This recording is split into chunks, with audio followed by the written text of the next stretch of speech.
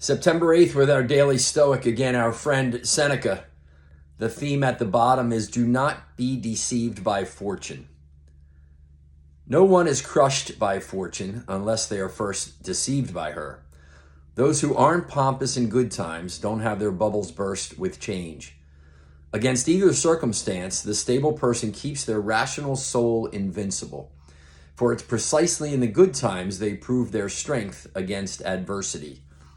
So interesting from Seneca. For me, again, it's just the distinction between fortune, which is the material possessions of this world, and the invincible soul, the invincible spirit. And it just seems, as I get to know more about the Stoic philosophers, they've got these tremendous values and insights and beliefs, I believe them to be. And though sometimes it's difficult to live those, as it is for me, and maybe it is for you. I know Seneca, the more I read about him, achieved, a former slave, achieved a massive amount of wealth.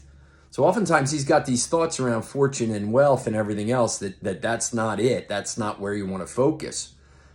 And then he goes out to achieve all of this. And he certainly loved all the accolades that came with him being a very good writer and a very good speaker and everything else. So a little bit of ego there. So it's interesting. And I love his thoughts. And I certainly didn't know Seneca. He lived a little bit before me. It's just interesting. I love these. I've done it every day now since January 1st. And I just love them because they get me thinking. And maybe sometimes I interpret them differently than what an expert Stoic would, a studier of Stoics.